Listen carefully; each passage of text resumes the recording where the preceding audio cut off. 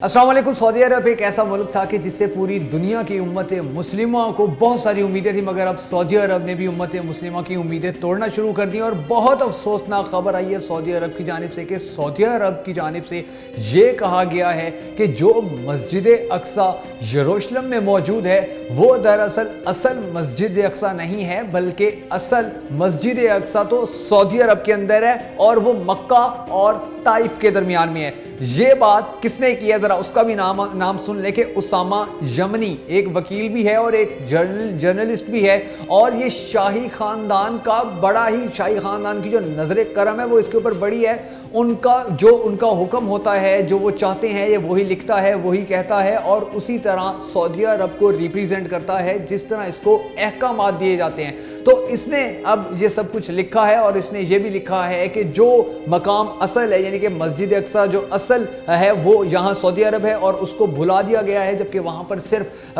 एक गलत फहमी है और वो सियासी तौर पर उसको यानी कि जो इस वक्त यरूशलेम में मस्जिद अक्सा है उसको सिर्फ सियासी तौर पर यह कहा गया था कि वो बैतुल मुकद्दस है या उसका नाम मस्जिद अक्सा है। ये एक सियासी फैसला था और असल जो मस्जिद अक्सा है वो सऊदी अरब के अंदर है। अब इसका इस तरह की बात कर देना पूरी दुनिया के जो मुसलमान हैं उनको वाज़े तौर पर यह पैगाम देता है कि अब जब सबसे ज़्यादा मुकद्दस मकाम मुसलमानों के लिए वो था और उसके हवाले से भी एक इस तरह की बात कर दी गई है, वो भी मुसलमानों के सबसे जो बड़े रहनुमा हैं उनकी जानिब से, तो यकीनी तौर पर अब वो लोग कहेंगे जो मुसलमानों के दुश्मन हैं, जो वहाँ पर मुसलमानों को ख़त्म करना चाहते हैं सयूनी, अब वो यही कहेंगे कि ठीक है जब इन्होंने ये कह दिया तो इसी चीज़ का फ़ायदा उठाकर वो उस पर कब्ज़ा भी करेंगे, इर्द गिर्द के इलाकों पर भी कब्जे करना शुरू कर देंगे, मजलूम बेगुनाह मुसलमानों को मारना भी शुरू कर देंगे। और एक बार फिर इस तरह के बयान के बाद पूरी उम्मत मुस्लिमा इस फिक्र में लाहक हो गई है कि जो सहियोनी है वो एक बार फिर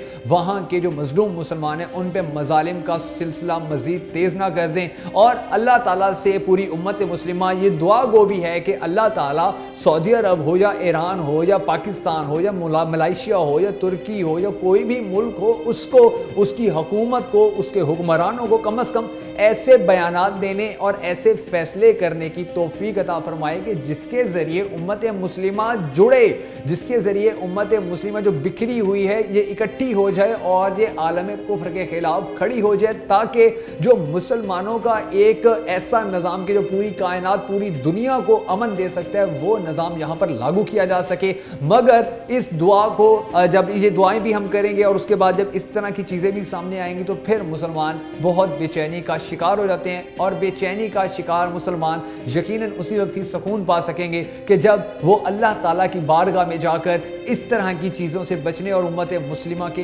यकजा होने और उम्मत मुस्लिमा की हिफाजत के लिए खसूसी दुआओं का एहतमाम करेंगे। अल्लाह ताला उम्मत मुस्लिमा की हिफाजत फरमाए।